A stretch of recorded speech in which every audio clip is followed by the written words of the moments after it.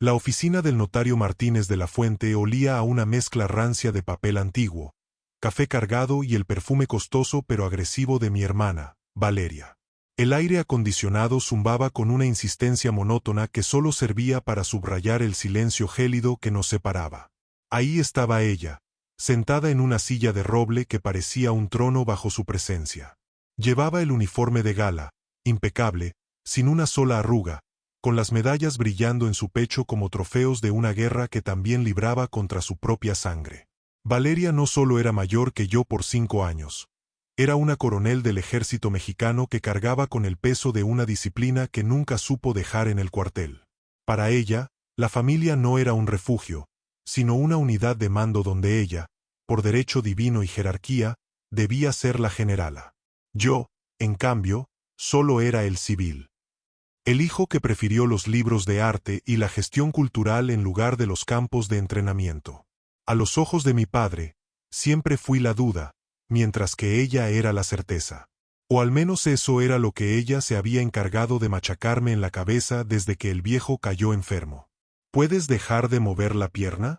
Me soltó sin mirarme, con esa voz de mando que hacía que hasta los subordinados más rudos se cuadraran.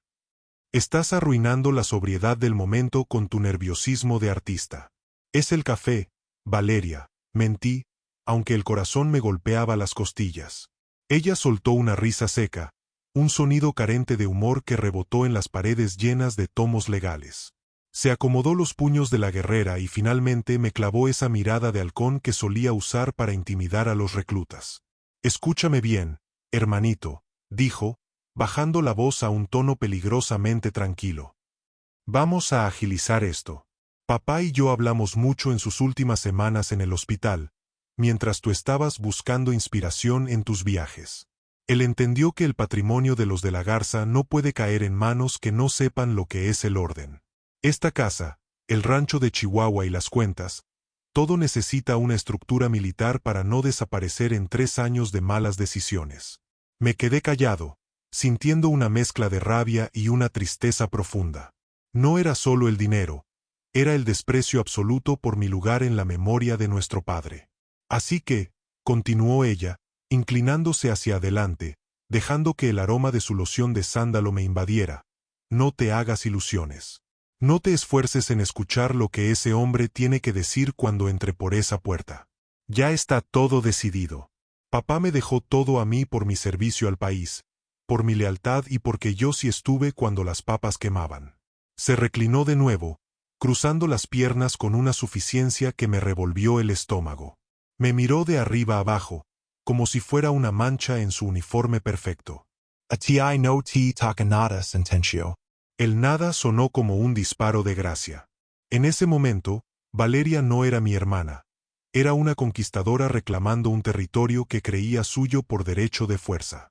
Estaba tan segura de su victoria, tan convencida de que su rango militar se traducía automáticamente en una superioridad moral y legal, que ni siquiera se percató de que el notario, que acababa de entrar a la sala con un sobrelacrado de color oscuro, no la estaba mirando a ella con la deferencia que ella esperaba. El notario Martínez de la Fuente dejó el sobre el escritorio de piel verde. No era el testamento que Valeria había ayudado a redactar un año atrás. Era algo nuevo. Algo que el viejo, en su último destello de astucia y quizás de justicia, había preparado en absoluto secreto. Valeria mantuvo su barbilla en alto, con esa sonrisa de suficiencia grabada en el rostro, sin saber que el campo de batalla estaba a punto de cambiar por completo.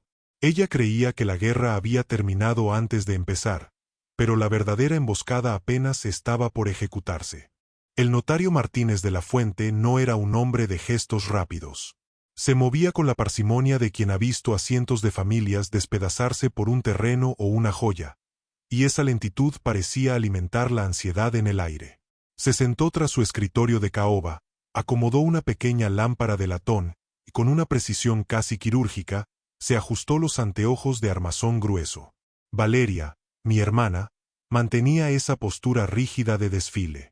Sus ojos, fijos en el sobre que descansaba sobre la mesa, brillaban con una mezcla de triunfo anticipado y un hambre de control que me ponía los pelos de punta.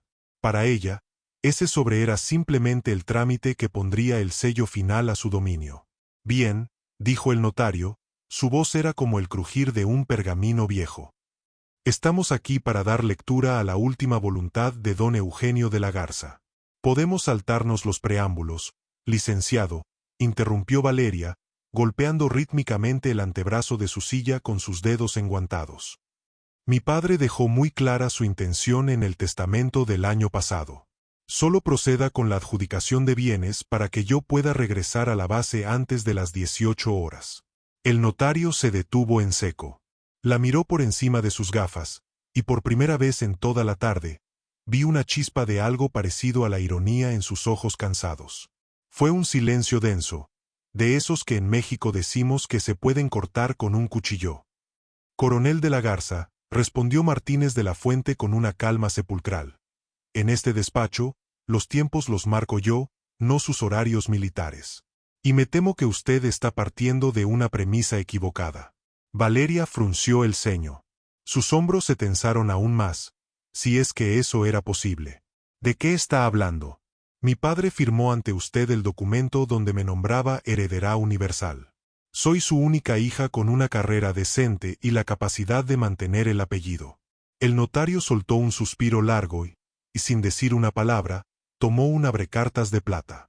El sonido del metal rasgando el sobrelacrado sonó como un trueno en la oficina. Sacó un fajo de hojas blancas, impecables, que contrastaban con el tono amarillento del expediente que Valeria esperaba ver. Efectivamente, hubo un testamento previo, explicó el notario mientras desdoblaba las hojas. Sin embargo, hace apenas un mes, don Eugenio solicitó una visita domiciliaria. Estaba muy lúcido, más de lo que lo había visto en años. Me pidió revocar cualquier documento anterior en su totalidad. Vi cómo el color desaparecía del rostro de Valeria. Ese tono bronceado por el sol de los campos de entrenamiento se tornó en un gris cenizo. Sus manos, que antes tamborileaban con prepotencia, se cerraron en puños tan apretados que los nudillos se le pusieron blancos. «¿Revocar?», susurró ella, y por primera vez, su voz de mando flaqueó. «Eso es imposible. Yo estuve con él casi todos los días. Él no pudo. Él no habría. Él lo hizo, coronel», sentenció el notario. Y fue muy específico al respecto. Dijo que el uniforme a veces ciega a las personas frente a la verdadera lealtad. Valeria intentó levantarse, pero sus piernas parecieron no responderle del todo. El aire de superioridad que traía al entrar se estaba evaporando, dejando al descubierto una vulnerabilidad que ella odiaba. El notario ignoró su agitación y se aclaró la garganta, preparando la lectura oficial. Este documento no es una simple repartición de muebles y centenarios, continuó Martínez de la Fuente. Es un fideicomiso complejo con cláusulas de cumplimiento estricto. Y para que este nuevo testamento tenga validez legal inmediata frente a cualquier impugnación que usted, coronel, seguramente está pensando en hacer, don Eugenio exigió la presencia de testigos especiales que dieran fe de su voluntad y de su impecable estado mental al momento de la firma. El notario presionó un botón en su intercomunicador y dijo simplemente, «Hágalos pasar». Valeria se giró hacia la puerta, con la mandíbula desencajada. Estaba acostumbrada a dar órdenes y que el mundo se alineara a sus deseos, pero aquí, en esta oficina que olía a ley y a verdades tardías, su rango no servía de nada. El notario cerró la carpeta vieja y abrió la nueva, mirándome a mí por un breve segundo con una señal de respeto que nunca me habían mostrado en mi propia casa. «Prepárense», dijo el notario, elevando el tono. «Porque lo que sigue va a requerir de toda su atención». La puerta se abrió de par en par, y el eco de unos pasos firmes en el pasillo anunció que la realidad de mi hermana estaba a punto de hacerse pedazos frente a sus propios ojos. El chirrido de las bisagras de madera pesada fue el único sonido que rompió el silencio sepulcral de la oficina. Valeria se puso de pie de un salto, una reacción instintiva de su entrenamiento, esperando ver a algún abogado de segunda o a algún pariente lejano buscando una tajada. Pero cuando las dos figuras cruzaron el umbral, su rostro, que ya estaba pálido, se transformó en una máscara de absoluto desconcierto y terror. El primero en entrar fue un hombre de unos 60 años, de espalda tan recta que parecía llevar una varilla de acero en la columna. Vestía un traje civil gris, pero su forma de caminar y la cicatriz que le cruzaba la ceja derecha gritaban milicia. Era el general retirado Sandoval, el mentor de Valeria, el hombre que ella más respetaba en el mundo y bajo cuya protección había escalado posiciones en el escalafón militar. Sandoval no era solo un testigo, era la integridad personificada dentro de la institución. Detrás de él, caminaba con paso pausado el licenciado Estrada, el abogado personal de Valeria. El mismo hombre que le había asegurado semanas atrás que el testamento a su favor era inexpugnable. El mismo hombre que ella creía que tenía en la nómina de su lealtad absoluta. General? Estrada? La voz de mi hermana salió como un graznido roto. ¿Qué significa esto? Estrada, tú deberías estar en mi oficina, no aquí haciéndole el juego a este notario. El abogado Estrada ni siquiera la miró a los ojos. Se limitó a ajustar su maletín y a ocupar una de las sillas laterales.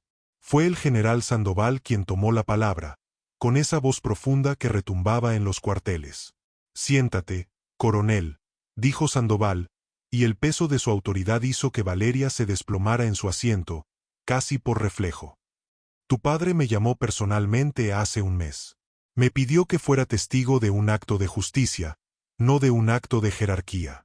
Me confesó que tenía miedo de que tu ambición terminara por destruir lo poco que queda de esta familia.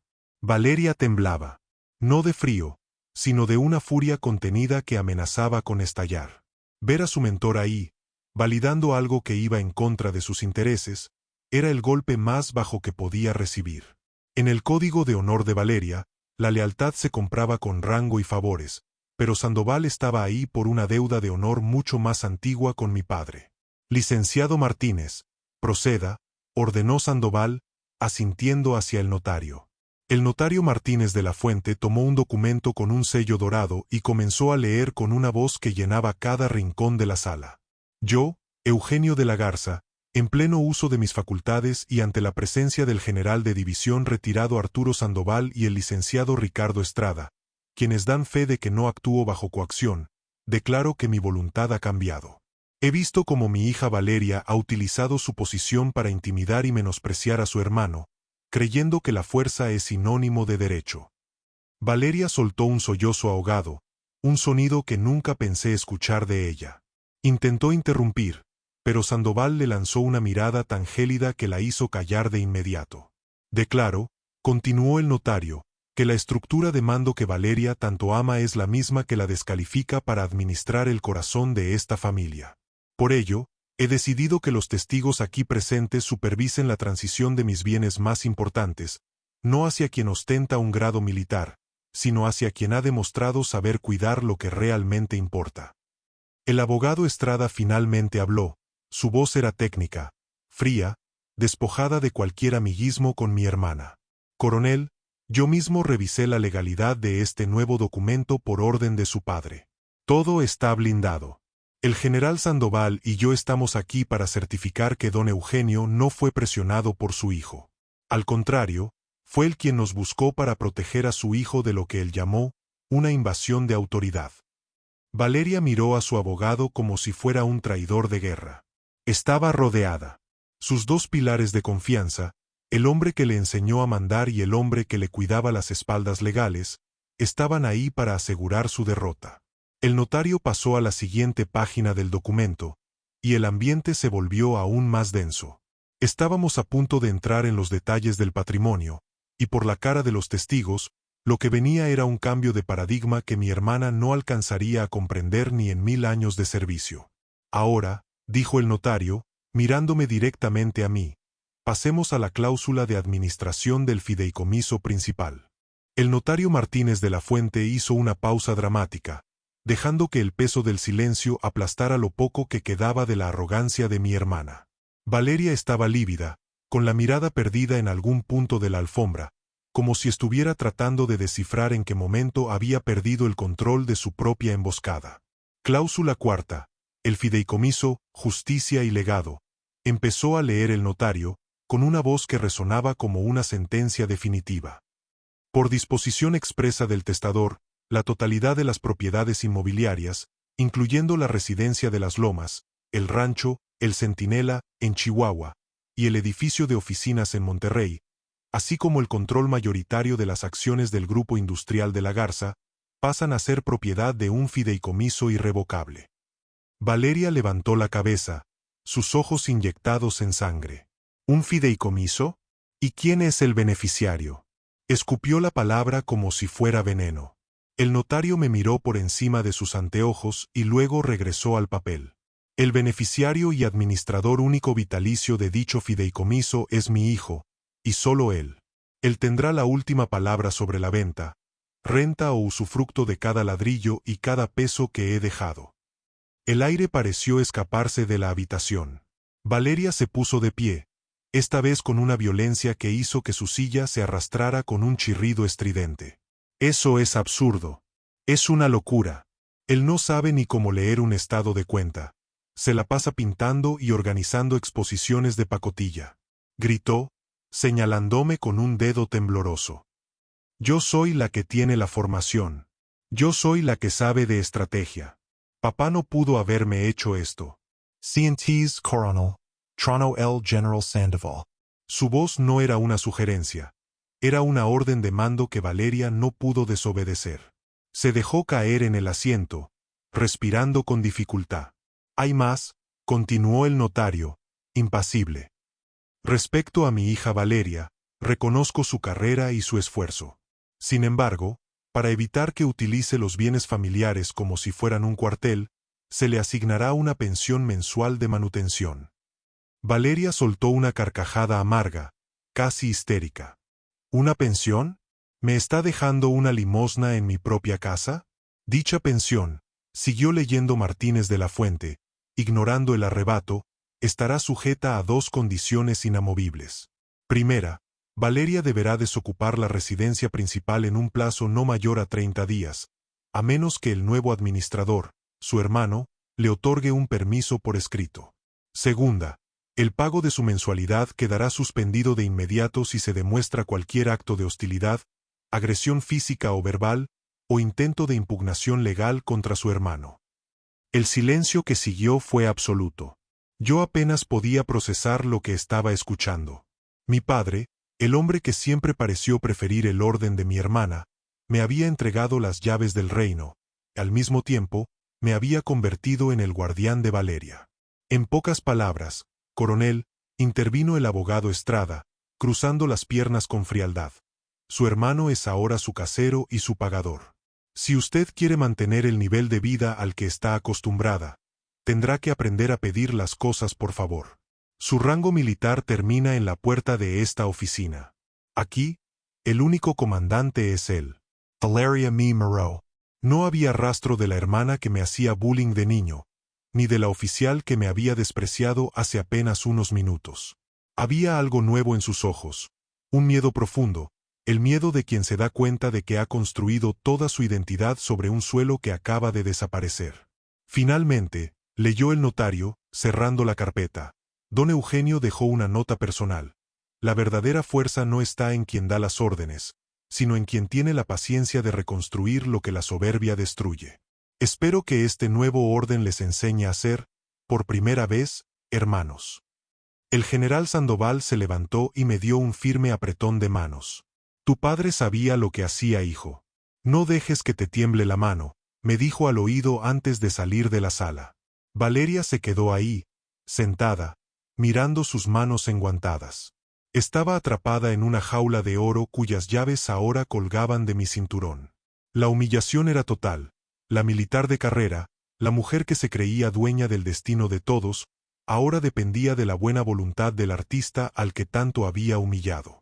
Salimos de la oficina del notario bajo un sol de plomo que caía sin piedad sobre el asfalto de las lomas de Chapultepec. El general Sandoval y el licenciado Estrada ya se habían marchado, dejándonos en una soledad que pesaba más que cualquier condena.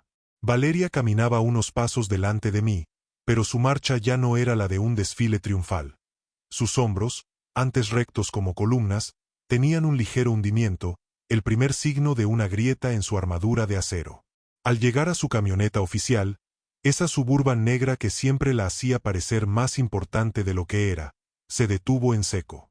Se giró hacia mí con una rapidez eléctrica. La furia, que había estado contenida bajo la mirada del general, estalló en sus ojos. Esto no se queda así, me siseó, acercándose tanto que pude oler el rancio aroma del tabaco y la pólvora que parecía emanar de su uniforme.